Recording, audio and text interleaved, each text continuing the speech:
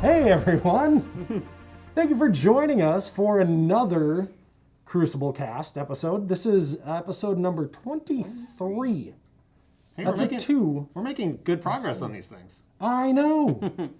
I know. There, you said the magic number. We're almost at 2 years. I know. Whoa. That's insane. 1 a month for 2. Wow. I know. I'm so proud of us. We're doing it. So yeah, we're here today to talk to you about a few things KeyForge. And I guess, we'll just start at the top. As always, we're going to have our KeyForge news. We're going to have our organized play news. We are going to have our main event. And then we're going to have a question at the end of the cast for you. So we'll just start at the top. So KeyForge news. As far as I remember, we've got absolutely nothing that we've announced recently. There's nothing new for KeyForge coming up. Nothing coming to mind. Actually, if you reach into the dark, deep, most evil recesses of your mind, you might remember something is coming. Oh, yeah, there is something. Let's talk a little bit more about Dark Tidings. Yeah. Most of you probably know this was announced during the Gen Con in-flight report for FFG that Dark Tidings, it's the 5th set for KeyForge. It's coming out early next year, and it introduces a few new things that we're super excited about. So there's the Unfathomable, the new house, The House Without A Fathom. bunch of underwater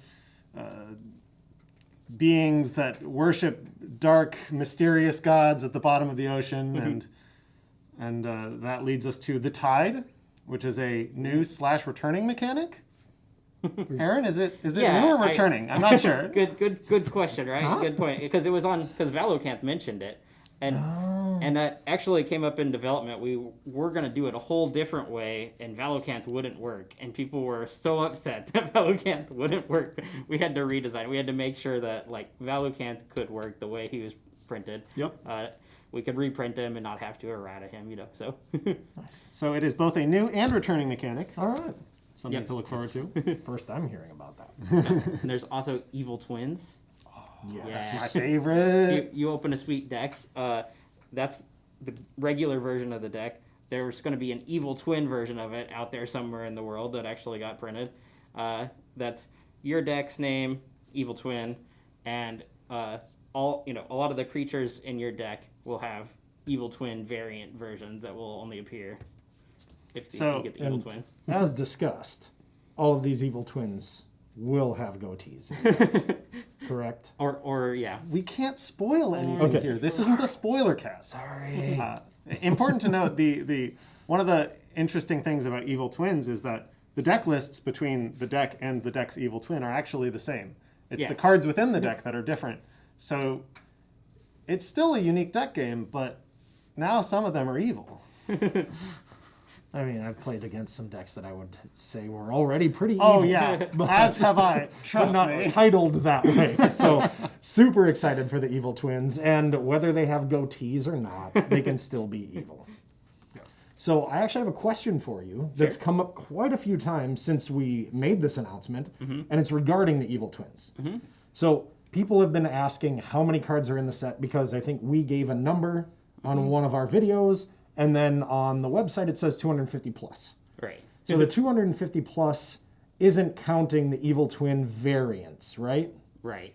Yeah, I think it's the Evil Twins should definitely count because it's new art and it's a new card ability. Yeah. So if you count the Evil Twins, I think it's actually 278, and then there's Valocanth. Right. Was reprinted, but a changed houses. It was an anomaly, and now it's an unfathomable card. Without Fathom. Without Fathom. So that would be the 279th, and then the Tide is the 280th. Of course, Which is the 000 card in your deck. But it's technically new. But it's still a new card. Still a new card. Okay, cool. So, yeah, great. That clears up a lot of questions I've already had, so thank you for that. So, cool. Yeah, we're super excited for Dark Tidings.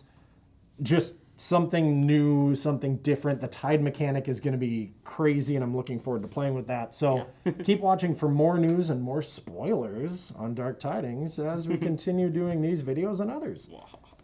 So now, getting to something that's been the shortest section of the cast for quite some time, OP news.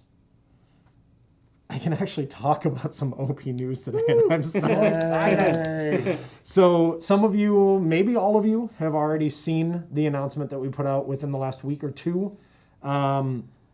We are still starting OP up again. As planned earlier this year, which there was an article about this, we were going to start OP up in September, barring any crazy changes or anything that we had to do differently because of COVID-19. We still are starting OP this month in September. Some of you may have already been to an official event. With these events, stores are going to be able to use their existing organized play kits. So things that they already have in hand from before quarantining and everything being shut down, they'll be able to use those. Within the next couple months here, you're going to be seeing new OP kits. So things that we've maybe talked about on the cast before. I know we've got a little dude hanging out over here that's going to start showing up in kits finally.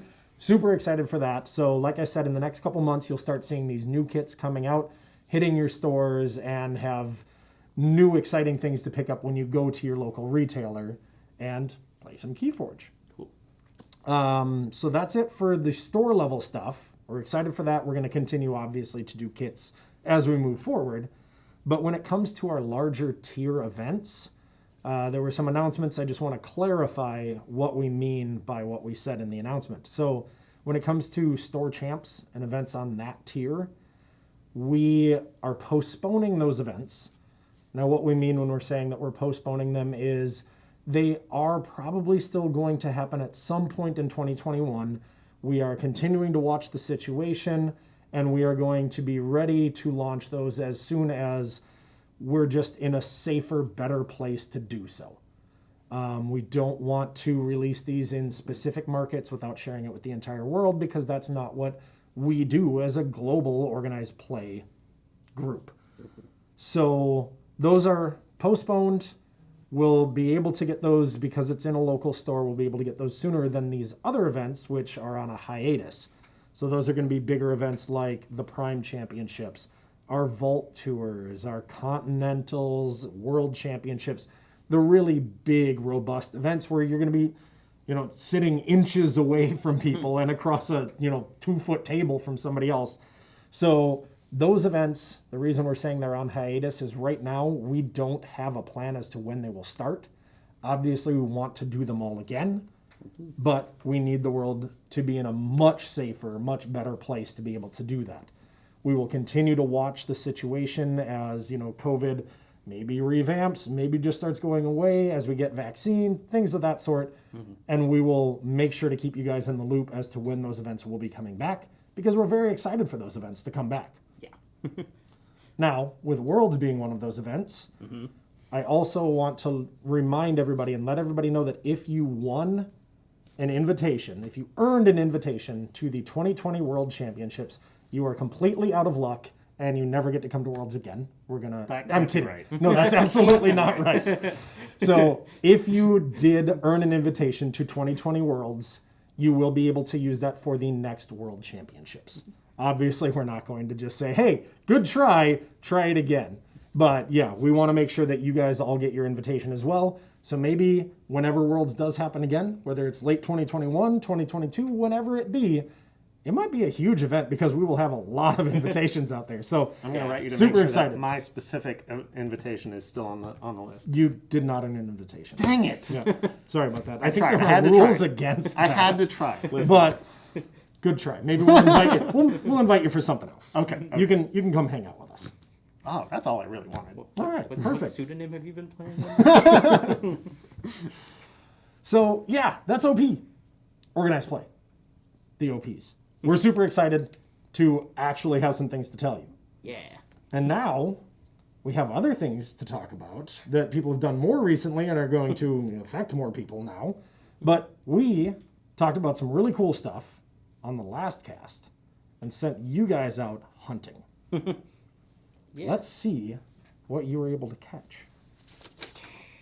So the results of the scavenger hunt, I was pleasantly surprised by how quickly people were able to find like most of this list. I'm pretty sure some people posted some things on this list before the video went live. Yeah, yeah. Now, to be fair, they didn't know it was coming, I think. Right, but I'm sure there was a comment under the video before the video went live. Like some of them were just so fast. Yeah, totally. So let's go through the list here.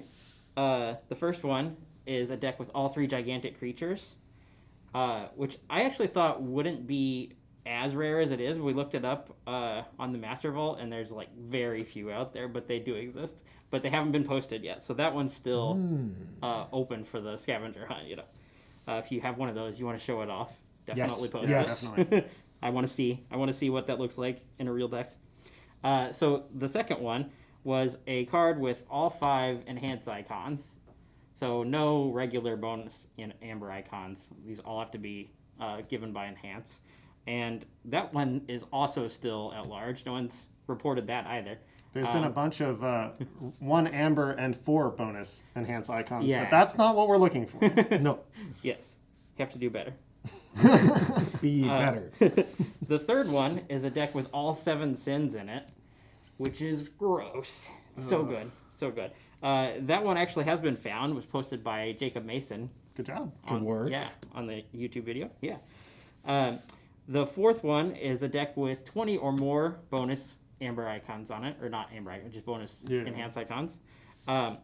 And Danny and I kind of went back and forth on that. We were like, is 20 enough? Should it be 25? Apparently, 20 is actually pretty easy. We had a lot of people that found, I think this was the most common one people posted on. They had 20 plus icon decks, which is awesome. Yeah, 20 is already a high number. I only have 16 in the deck that has the most. And no matter what Danny says, I don't have 100 decks. Now listen, I didn't have that many. do better. I mean, I'm just going to go. why did you have a wagon I didn't know. Oh my gosh. just teetering? He really likes KeyForge. I'm done. That's all. You guys enjoy the rest of the cast. Oh, but so the deck that had the most enhancement icons was from Colin Lacey. He had a 30 enhancement. Now that's wild. That's wild. Yeah. The fifth one we were looking for was a Key Frog with 2 damage icons. So that's basically a key cheat. It can immediately enter and kill itself. Mm-hmm. That one was found by Marcus D'Amelio, and that was actually posted before. That was one of the ones that was posted before we even asked for it.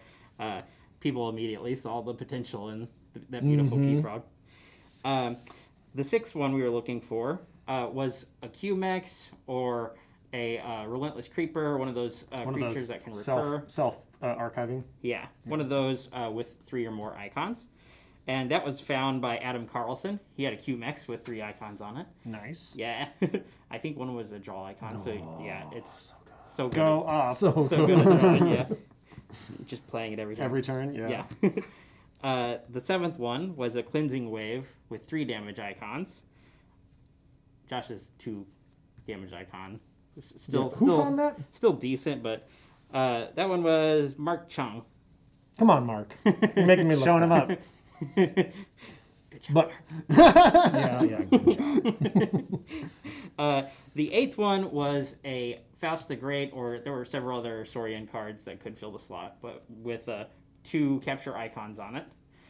In this case, it was Faust the Great, and that was found by Jim Redlevy. So that's really sweet. That's like a immediately like 6 Amber swing you can take your opponent off of. If you have that and 2 other creatures that aren't exalted yet, you can make them capture, you can exalt fast, and you can... Yep. Yep. Why exalt when you can just capture? That's just gravy at that point, yeah. The 9th one was a card with 4 enhanced icons comboed with either like a Fission Bloom or a Wild Bounty. Yes. So in this case, it was a Logos deck where they had a Fission Bloom and they had another Logos card with, So with good. 4 enhanced icons, so you could actually pull it off. So that was found by Ivana Kroon. Nice. Yeah, that looks really sweet. Super sweet. Thanks for sharing.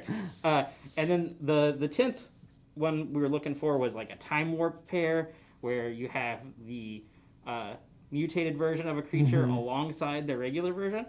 And since the regular versions weren't printed normally in the set, that is going to inherently involve a legacy, as well as getting it paired up with the right mutant. So we thought that was going to be super rare. And you guys proved us wrong. You immediately had people coming forth with that one. So we had John Lashow found a deck with Kirby and Subject Kirby. Yep. Nice. Commonwealth Sir Kirby and Subject Kirby, which I think is a really fun story. But that's not the only thing we're looking for. Even if you have something that isn't on the list, if it's really cool and fun and interesting and unique, like, absolutely, please share it with us. I saw the other day an ancient power with 3 capture icons on it. So it's just like, play this, capture half your amber, ward my whole team. Like, I love seeing those kinds of like neat card effects that would never exist except for this mechanic. So please, great. yeah, absolutely. Please keep posting them to social media and sticking them in the comments below so that we can see them. Yep. So like Tyler just said, post them to social media. Take a picture of your deck list covering up your little QR code.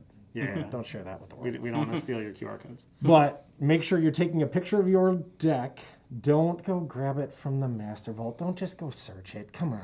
Anybody can do that, yeah. Your deck. Take a picture of it. Share it with social media. Tag us in it. But then go into the comments here and share a link to where you posted that. Because that's going to make it a lot easier for us to find it and then tell everybody how amazing you are. Yeah, Because guess what? You're amazing. And you can't see my real awkward smirk while I'm saying that because mask. Great. Yep. So yes, keep posting things, keep finding things, keep sharing with us. We're super excited about it. Yeah, good work. For sure. I love the amount of wackiness that this set can produce. So I'm just show it all to me. It's bonkers in the best kind of way. So now we get to our last thing of the cast. We do have a question. So Tyler, what is our question? Sure. So it's come in a few times.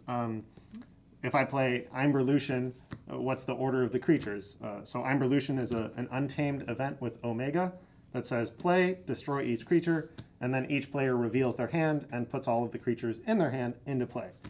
Now, obviously, since I'm playing the card and it's my turn, I get to choose the order of my own creatures. But it's not always clear that I also get to choose the order of my opponent's creatures. So I get to decide the sequence in which they come into play and which flanks they're on. I can put creatures that have abilities next to each other that I want to make inconvenient for my opponent or whatever. Importantly, you don't get any of the play effects because none of the creatures are actually played. They're just put directly into play. Right. But that's the answer, is I get to make all the decisions on my turn, so I get to decide the order of your creatures, and hopefully they don't have any creatures anyway, so then I don't have to worry about it. What if they have other cards that are really good? Then you have no control over it. Yeah, but I have like 5 creatures in play and they don't. Okay. I guess I see where you're going with that. Perfect. That's all we got. All right. Well, thank you for that. And thank you all for joining us here today. So make sure if you do have any other KeyForge Rules questions that you reach out to KFRules at fantasyflightgames.com to get those answered. Yep. Don't forget to subscribe with that little button somewhere down there so that you get updates for when we post new things. Click that little bell so that you get all the notifications all the time, every time, for when we go live with a new episode of the Crucible Cast. As always, follow us on the Instagrams, the Twitters, the Facebooks, all of those things. Those are all going to be down in the doobly-doo below as well. It's canon. And then click on the thumbnail to watch past episodes of the Crucible Cast. Make sure you see all of those. And there's 22 of them. There's 22 of them. That's a lot to catch up on. And then, like I said before, there are going to be timestamps for the main topics that we covered today. So make sure you go find those in the doobly-doo as well. And then you can rewatch the really cool things that we've talked about today. But only the really cool ones. Only the really cool things. Not... Share it with your friends. No, it's all really cool. Yeah, you're right. There you go. All right. So thank you again for joining us, and we will see you next month. Later, friends.